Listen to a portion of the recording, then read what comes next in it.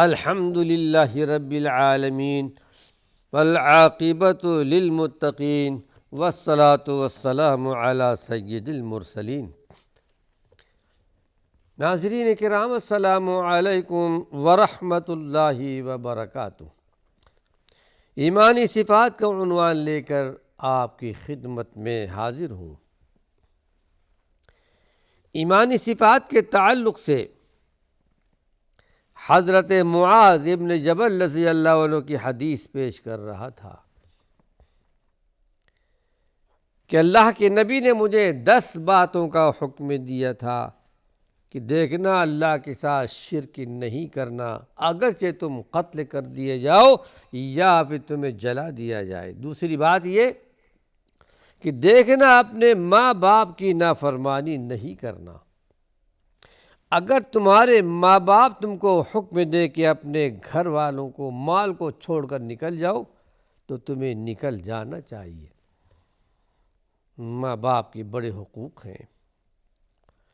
قرآن حکیم میں اللہ نے 3 مقام پر اس بات کی وصیت کی ہے، بلکہ اللہ رب العالمین فرماتا ہے وَقَضَىٰ رَبُّكَ أَلَّا تَعْبُدُوا إِلَّا إِيَّاهُ وَبِالْوَالِدَيْنِ إِحْسَانًا، یعنی اللہ نے یہ فیصلہ کر دیا ہے، یہ حکم دیا ہے کہ اللہ کی عبادت کرنا، اور یہ کہ اپنے والدین کے ساتھ احسان اور سلوک کرتے رہنا۔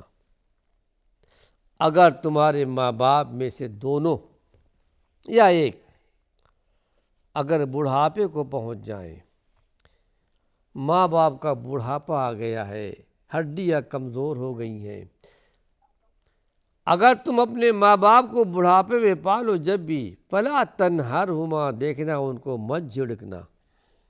کوئی بات ناگوار خاطر ہو تو اس کو برداشت کر لینا۔ ولا تقل لہما اف، دیکھنا اف تک نہیں کرنا، تمہاری پیشانی پر بل نہیں آنی چاہیے کہ ہمارے باپ نے، ہماری ماں نے یہ کیا کہہ دیا۔ اللہ کے پیارے پیغمبر کی یہ ہدایات ہے، وَلَا تَنْهَرْهُمَا وَقُلْ لَهُمَا قَوْلًا كَرِيمًا، بڑی عزت کے ساتھ بات کرنا، بے ادبی کی بات نہیں ہونی چاہیے۔ ماں باپ کی خدمت، بلکہ حدیث شریف میں تو یہاں تک آتا ہے، ایک مرتبہ غالباً عبداللہ بن عمر ہے، اپنی بیوی کو، ان کے والد نے کہا، کسی بد اخلاقی کوئی وجہ تھی، کہا طلاق دے دو۔ آ کر کے اللہ کے پیارے پیغمبر سے ذکر کیا تو آپ نے فرمایا کہ اپنے باپ کا حکم مانو۔ لیکن بہرحال بعد میں کچھ ایسی پوزیشن آئی کہ حضرت عمر ابن خطاب نے اپنے بیٹے کو معاف کر دیا اور بیوی کو رجوع کرنے کا حکم دیا۔ ماں باپ کے بڑے حقوق، ان کی خدمت کا۔ لیکن کتنے ایسے اولاد آپ کو ملیں گے جو اپنے ماں باپ کے باتوں کو، بہت ساری باتوں کو پسند نہیں کرتے، اگرچہ وہ جائز اور حلال طریقے سے ان کو بتاتے ہوں۔ خدمت کا وہ جذبہ ماں باپ کا جو پہلے زمانے میں، صحابہ کے زمانے میں، اللہ والوں کے زمانے میں تھا، وہ چیزیں آج بہت کم نظر آتی ہیں۔ حضرت ایک زمانہ تھا کہ باپ اور بیٹے کسی وجہ سے ان کو جیل میں ڈال دیا گیا تھا، دونوں محدث تھے، سخت سردی کا زمانہ، پھر ایسے جیل ہوتے تھے اس زمانے میں کہ سورج سے بچنے کے لیے، بارش سے بچنے کے لیے چھت بھی نہیں ہوتی تھی۔ سخت سردی کا زمانہ تھا، باپ بیٹے دونوں جیل میں تھے۔ ان کے لڑکے یہ کیا کرتے تھے کہ تانبے کے برتن میں پانی لیتے، اس پانی کو اپنے پیٹ سے لگا لیا کرتے تھے، کہ میرے پیٹ کے گرمی کی وجہ سے یہ پانی کچھ گرم ہو جائے، تہجد کی نماز پڑھنے کے لیے، فجر کی نماز پڑھنے کے لیے میرے والد کو کچھ گرم پانی میسر آ جائے۔ یہ جذبہ تھا والدین کے ساتھ احسان کرنے کا۔ پھر وہ حدیث بھی آپ نے یقیناً سنی ہوگی، 3 آدمی جو پہلے زمانے میں غار میں پھنس گئے تھے، تینوں نے اپنے اپنے نیک اعمال کو اللہ کے سامنے پیش کیا، اس میں سے ایک وہ مرد مومن بھی تھا۔ اے پروردگار عالم، میں اپنے ماں باپ کی بڑی خدمت کیا کرتا تھا، بکریاں چرانے کے لیے جاتا تھا، واپس آنے کے بعد سب سے پہلے میں اپنے ماں باپ کو دودھ پلاتا، اس کے بعد اپنی بیوی بچوں کو پلاتا تھا۔ ایک مرتبہ کافی دور چلا گیا، آنے میں تاخیر ہو گئی، ماں باپ دونوں سو چکے تھے۔ کہا میں نے سوچا میرے ماں باپ سے پہلے میں کس طرح اپنی بیوی بچوں کو یہ دودھ پلا دوں۔ بچے رو بھی رہے تھے، بھوک کی وجہ سے تڑپ رہے تھے، لیکن دودھ کا پیالہ لے کر کے کھڑے رہے،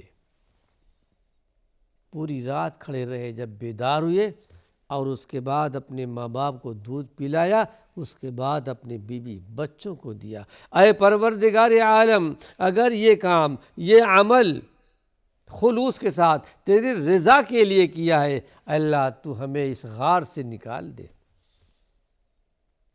اللہ رب العالمین نے تینوں کو نجات دے دی۔ پھر اللہ کے پیارے پیغمبر نے ارشاد فرمایا، یراح ریح الجنت من مسیرت 500 عام، جنت کی خوشبو 500 برس کی مسافت سے آتی ہے، 500 میل۔ ایک تیز رو گھوڑا چلے کتنی دور پہنچے گا؟ 500 سال تک جنت کی خوشبو اتنی دور سے آئے گی۔ لیکن اللہ کے نبی نے ارشاد فرمایا کہ 3 ایسے بد نصیب ہیں اللہ کی نگاہ میں جنہیں جنت کی خوشبو میسر نہیں آئے گی، اس میں ایک ماں باپ کا نافرمان بھی ہے۔ ماں باپ کا نافرمان، ماں باپ کی نافرمانی کرتا ہے بات ماں اور اپنی بیوی کی بات مان لیتا ہے۔ اللہ کے پیارے پیغمبر کے زمانے میں ایسا واقعہ پیش آیا تھا۔ علقمہ صحابی تھے، نوجوان تھے، انتقال کا زمانہ آیا، زبان پر کلمہ جاری نہیں ہو رہا تھا۔ آپ کو اطلاع ملی کہ ان کی ماں باپ زندہ ہیں، کا والدہ زندہ ہے۔ ماں کو بلایا، کیا بات ہے؟ کہا اللہ کے رسول یہ میری بات ٹھکرا دیتا ہے، اپنی بیوی کی بات مانتا ہے۔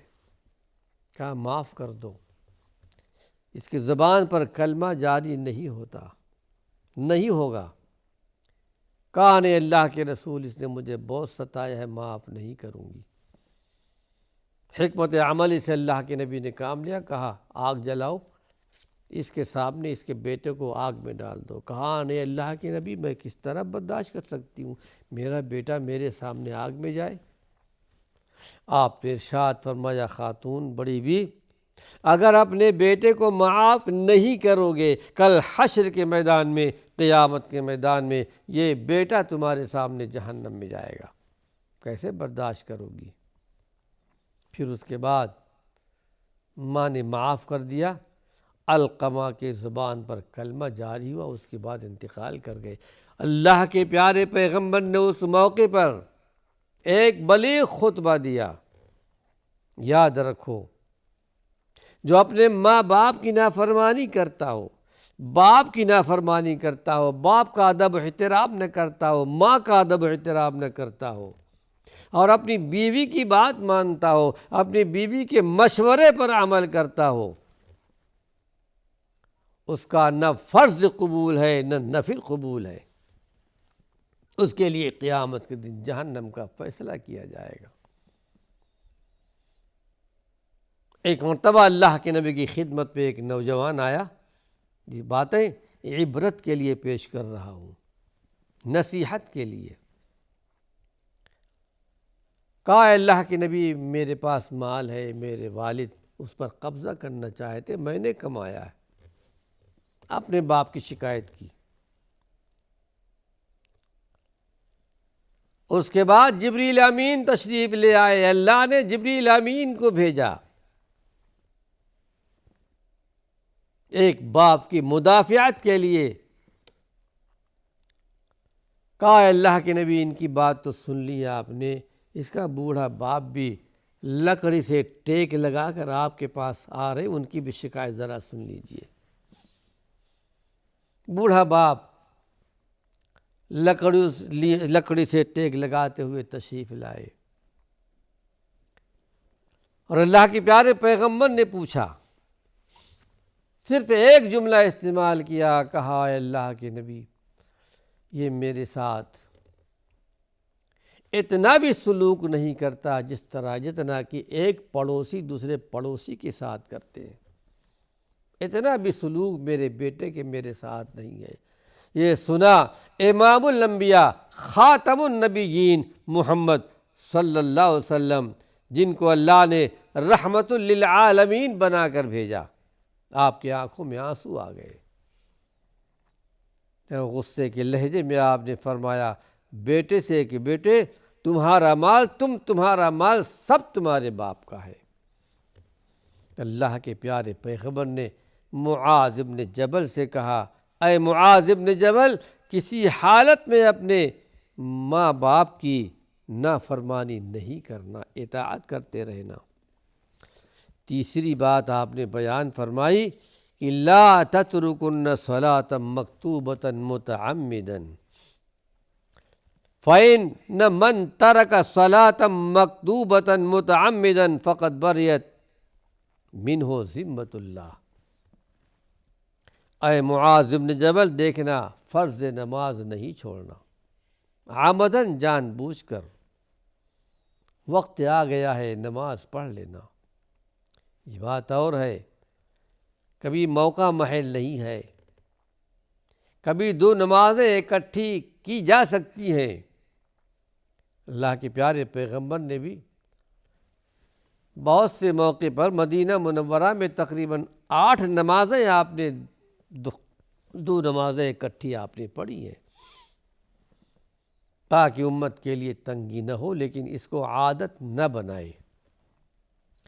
لیکن قصداً نماز چھوڑ دینا، نماز کی فکر نہیں رکھنا، اللہ کے پیارے پیغمبر نے کیا فتویٰ دیا ہے غور سے سن لیں۔ فقط بریت منہ ذمۃ اللہ، اللہ کا ذمہ اس سے الگ ہو جاتا ہے۔ اللہ رب العالمین اپنے عہدے کو، اپنے ذمے کو اٹھا لیتا ہے، اللہ اس کی فکر نہیں رکھتا، کہیں بھی جاؤ کہیں بھی مرو۔ یہ نماز کی اہمیت ہے، نماز کا مقام ہے، اس کا اسلام سے کوئی رشتہ ہی نہیں رہتا۔ لیکن یہاں یہ چیز بھی بیان کر دوں، ایسی اور بہت ساری احادیثیں موجود ہیں، ایک مقام پر تو آتا ہے کہ من ترک الصلاۃ متعمدا فقط کفر، تو جان بوجھ کر نماز چھوڑ دیتا ہے اس نے کفر کا کام کیا ہے، کافرانہ رویہ ہے۔ اور ایک روایت میں کہ فقط اشرک، اس نے اللہ کے ساتھ شرک کیا ہے۔ نماز کا چھوڑ دینا شرک ہے، اور شرک اللہ معاف نہیں کرے گا۔ امام شافعی رحمۃ اللہ علیہ، امام مالک رحمۃ اللہ علیہ، ابو حنیفہ رحمۃ اللہ علیہ، بڑے ائمہ میں ان کا شمار ہوتا ہے، بڑے سخت فتوے دیے ہیں انہوں نے کہ ان کو قتل کر دیا جائے، ان کو جیل میں ڈال دیا جائے۔ بہرحال نماز ایک اہم فریضہ ہے، یہ عماد الدین کہا گیا ہے، دین کا کھمبا ہے، دین کا ستون ہے۔ کوئی گھر بغیر ستون، بغیر کھمبے کے ٹکتا نہیں ہے، نہ بن سکتا ہے۔ اسی طرح بغیر نماز کے دین باقی نہیں رہتا، اسلام باقی نہیں رہتا۔ نماز کی بڑی اہمیت ہے، بڑا مقام ہے، بڑا درجہ ہے۔ بے نمازی کو اللہ کی طرف سے مدد نہیں ملتی، بظاہر اگر اس کی روزیاں چل رہی ہو، لیکن حقیقت میں خسارے میں ہے، نقصان میں ہے، کبھی نہ کبھی زندگی میں اسے خسارہ ہوگا۔ پھر اس کے بعد حضرت معاذ بن جبل سے اللہ کے نبی ارشاد فرماتے ہیں، اے معاذ بن جبل لا تشربن خمرا فإنه رأس كل فاحشہ۔ اے معاذ بن جبل، دیکھنا کبھی شراب نہیں پینا۔ ظاہر ہے کہ معاذ بن جبل شراب نہیں پیتے تھے، گویا امت کو حکم دیا جا رہا ہے دیکھنا شراب کا استعمال نہیں کرنا۔ یہ تمام برائیوں کی جڑ ہے، ام الخبائث ہے۔ بہت ساری برائیاں یہاں سے جنم لیتی ہیں۔ شراب کی حرمت کے تعلق سے 3 مرتبہ قرآنی آیات نازل ہوئی تھیں۔ اس زمانے میں جاہلیت کا زمانہ، کثرت سے شراب لوگ پی رہے تھے، لیکن درجہ بدرجہ بتدریج اللہ رب العالمین نے اس کو حرام کیا۔ پہلے تو قرآن حکیم میں یہ کہہ دیا گیا لا تقربوا الصلاة وانتم سکارى، نشے کے عالم میں نماز کے قریب نہیں جانا۔ یہ بات کہہ کر بات چھوڑ دی گئی۔ پھر دوسرا حکم آیا بعد میں کہ لوگوں نے آپ سے جوا کے بارے میں، شراب کے بارے میں پوچھا تو حکم آتا ہے، دوسرے پارے کے اندر یہ آیت موجود ہے، ہمارے پیغمبر آپ فرما دیجئے کہ شراب پینے میں نفع کم ہے، نقصان زیادہ ہے۔ وقت ختم ہو چکا ہے۔ ناظرین کرام، اللہ نے چاہا اس کا تتمہ اپنے اگلے درس میں پیش کروں گا۔ وآخر دعوانا ان الحمد للہ رب العالمین۔